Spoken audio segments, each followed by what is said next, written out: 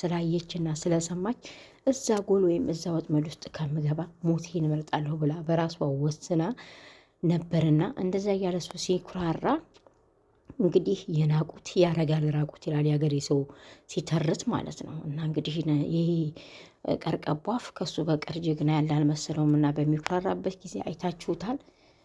ኢትዮጵያ ምንድን ነው የሚባለው በአማርኛ አላውቅም። በዚህ በሳክሮፕ ዘንጥለዋለች ማለት ነው። በሳክሮፕ ዘንጥላ ጥላ እኔ ደስ ያለኝ ደግሞ ኩርሲ አንጥታ ጭንቅላቱን ስትለው ማለት ነው። ኩርሲ አንጥታ ጭንቅላቱን አለችው።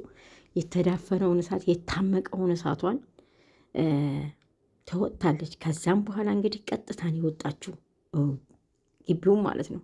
አጋጣሚ ሆኖ ደግሞ ያነ ነፈዝ አለቃው ሲደውልለት እኔ ባለሁበት የለሁም እነዛኞቹ ምሳሌ በሉ ሂደዋል ብሏል።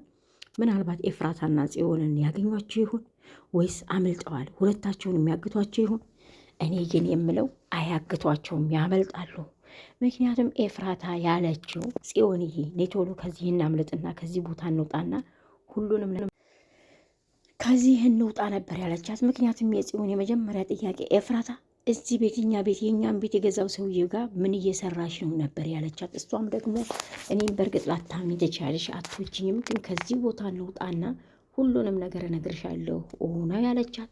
በዛም እንግዲህ ተያይዘው ሩጠዋል። እኔ እንደምለው ከሆነ የሆነ ቦታ ላይ ተደብቀው ተቀምጠው ለናታን ይደውሉለታል ስልክ። ከዛ ናታን ይመጣል ነው ምለውና ማን ነው ወንድሜ ሰሞኑን እንደሚጨነቅና የሆነ ችግር እንደገጠመው ማያየሁት ነው፣ ግን ሰውየው ማን ነው ስትላት ነው እንግዲህ ሁሉንም እነግርሻለሁ አለቻት። ያ ምክንያቱም ኤፍራታ ያፌት በናታን በነፍስና ስጋው የተጫወተበት እንደሆነ ያፌት አባቷን እንደገደለባት ያፌት ከሉሊት ጋራ ወንጀል የሆነ ስራ ውስጥ ተሰማርተው እየሰሩ እንደሆነ ብዙ መረጃዎችን ይዛለች ማለት ነው። የኤፍራታ ከዛ ቤት ማምለጥ እንግዲህ ለሉሊትም የቀብር ፍጻሜዋ ይሆናል፣ ለያፌትም ደግሞ ታላቅ አደጋ ውስጥ ነው የሚገባው። ነገሮች በሙሉ ይመሰቃቀሉበታል። ምክንያቱም የቤዛ አባትን ማለት የኤፍራታ አባትን የገደለበት መረጃውን አግኝታለች፣ ስልኩ አለ። ያን ሁሉ መረጃ እንግዲህ እሷ እንደምታውቅ አላወቀም ነበር። ቢያቅ ኖሮ ይገላት ነበረ። ምክንያቱም ያፌት ምንም ርኅራኄ የሌለው አረመኔ ጨካኝ ነው። ስለዚህ ይገላት ነበረ። ደግሞ እንግዲህ ቤዛ ደግሞ አዲስ እብድ ጓደኛ የድሮ ጓደኛዋን አምጥታለች። እንዳያችኋት ቤዛ ቀፈፎ ናታን ጫፏን ነክቷት እንደማያውቅና እንደ ባልና ሚስት አንድ አልጋ ላይ አብረው ተኝተው ምንም ያሳለፉት ነገር እንደሌለ ነው የተናገረችው። ያ ማለት ደግሞ የቤዛ ልጅ የነበረው ልጅ ናታንን ሰክረህ አንተ ጋር ተኝቼ ብላ ያለችው አውቃ ነው። ከያፌት ያረገዘችው ልጅ ነበረ። ያፌት በራሱ ጊዜ የራሱን እጅ በራሱ ጊዜ ገድሏል ማለት ነው። ምክንያቱም እባብ የሆዱን አይቶ እግር ነሳው የሚባል ነገር አለ። ፈጣሪ የውስጡን ስላየ ነው የእሱን ልጅ ራሱ እንዲያጠፋ ያደረገው። ከዛ በመቀጠል ደግሞ የቤዛ ጓደኛ አዲሷ ቆረቆንዳ ቤዛን ወደ ተሻለ መንገድ የምታመጣ ሳኮን ቤዛን ወደ ባሰው ጥንቅጥ ወደ በዛበትና ወደ አላስፈላጊ ነገር እንድትገባ የምታደርገው ቆረቆንዳ ናት ማለት ነው። እሷም እያለች ያለችው ችግር የለውም ናታንን እኮ በእጅሽ ማድረግ ትችያለሽ ነው ያለችው ማለት ነው።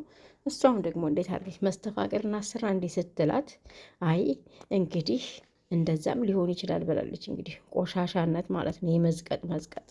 በነገራችን ላይ አንዳንድ ሰዎች የማይወዷችሁን በተለይ ሴትም ሆናችሁ ወንድም ሆናችሁ እናንተን የማያፈቅሯችሁ ሰዎች ጋር ለመሆን ብላችሁ እንደ ፈጣሪያችሁንም ተላልፋችሁ ፈጣሪ የማይፈልገውን ነገር ስራ የምትሰሩ ሰዎች ማለት ነው የመጨረሻ ርካሾች ናቸው። ምክንያቱም እኔ ከማይፈልገኝ ሰው አንድ ሰው እንደማይፈልገኝ እያወቅኩኝ እንኳን አይደለም ህይወት የመስዋዕት አድርጌ እሱ ጋር ልቀጥል ለደቂቃ ብሬው እንደሆነ አልፈልግም። ምክንያቱም እኔ የዛ ሰው መደበሪያ አይደለሁም።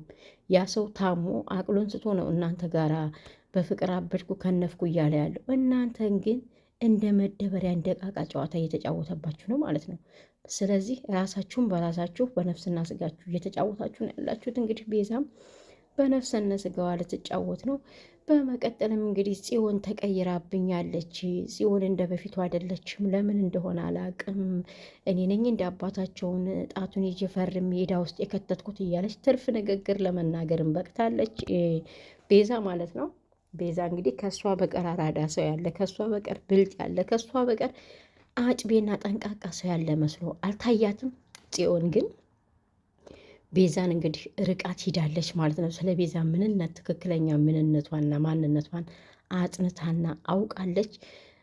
ምክንያቱም ቤዛ ለወንድሟ ለናታን ህይወት መስቀልቅል አንደኛዋ ዘርፍ ናት። እህቲቱን ጓደኛ አድርጋ በያዘችበት ሰዓት እህቲቱ ደግሞ በቀናነት ቤዛ የጥሩ ቤተሰብ ልጅ ስለሆነች እና ጥሩ የገቢ ምንጭ ካላቸው ሰዎች ስለተፈጠረች ወንድሟ እሷን ቢያገባ ደስተኛ ሆኖ በህይወቱ እንደሚኖር ስላሰበች ነው እንደዛ ስትገፋፋው የነበረው እንጂ ህይወቱን በሙሉ ሲኦል እንደምታደርግበት ብታቅ ኖሮ እጇን አታስገባም ነበር። ከቤዛ ይልቅ ኤፍራታን ቀርባ ንጹህ ፍቅር ያገናኛቸውን ቀርባ የወንድሟን ደስታ ትካፈል ነበረ ማለት ነው። እና ወይዘሮ ቤዛ እንግዲህ ከእሷ ፍቅር አራዳ የለምና ጽዮን ምንም እንዳረኳት አላቅም ተቀይራብኛለች ነው እያለች ያለችው። ጽዮን ደግሞ የተቀየረችው ቤዛ ያወራቻትን ነገር አንድ በአንድ ሰምታለች ማለት ነው፣ በናታን ላይ ያደረገችውን ነገር። እንዲሁም እንግዲህ በመቀጠል ከገኒ ጋር ሆናም ስለ ናታን ያወራችውን ነገር ሰምታለች። በመቀጠልም ደግሞ እንግዲህ ገኒ ደግሞ እቺ ገኒ አሁን እስከ ዛሬ ወዳት ነበር፣ አሁን ግን ገኒ ልጠላት ነው ማለት ነው። ምክንያቱም ናታን ዋጋ እየከፈለ ያለው ለእሷ ላይ ሲል ነው ይህን ሁሉ ነገር ዋጋ የሚከፍለው። ግን ገኒ ይህንን ነገር ናታን የተሰቃየበትን ነገር ለልጇ ሲል መስዋዕት መክፈሉን ያወቀች ቀን እንዴት ራሷ እንደምጠላ አላውቅም። ኤፍራታም እንግዲህ አምና እናቴ ብላ ትቀበላት አትቀበላት ይሄ ገና ነው፣ ወደፊት የሚታይ ነገር ነው።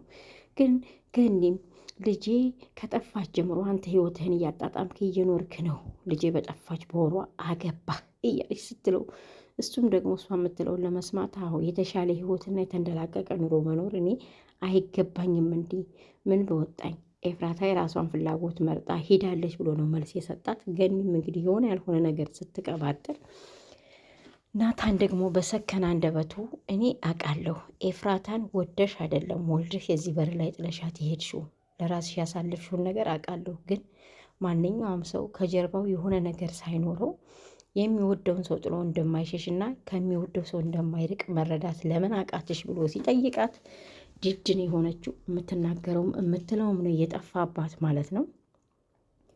እና አንዳንዴ እንደው ግራ የሚያጋባ ነገር ስታዩ ሁልጊዜ ስሜታዊ ሆናችሁ ኔጌቲቭን ብቻ ሳይሆን ማሰብ ያለባችሁ ፖዘቲቭን ማሰብ ነበረባት። አሁን ገኒ ብልጥ ብትሆን ኑሮ ናታንን እንደ ድሮ በቀናነት ብትቀርበው ኑሮ እንደውም ሀሳቡን ትካፈልለት ነበረ። እሷ ግን እንደዛ ከማድረግ ይልቅ አኩርፋ አፈፍ እያለች ነው ያለችው ማለት ነው። እንግዲህ ጽዮንና ኤፍራታ ከዛ አካባቢ ያመልጡ ይሆን? በእርግጥም ያመልጣሉ። ምክንያቱም እነሱ እየሮጡ ከሄዱ በኋላ ነው ቢያንስ ኤፍራታ ግቢውን ለቃ ሂዳለች።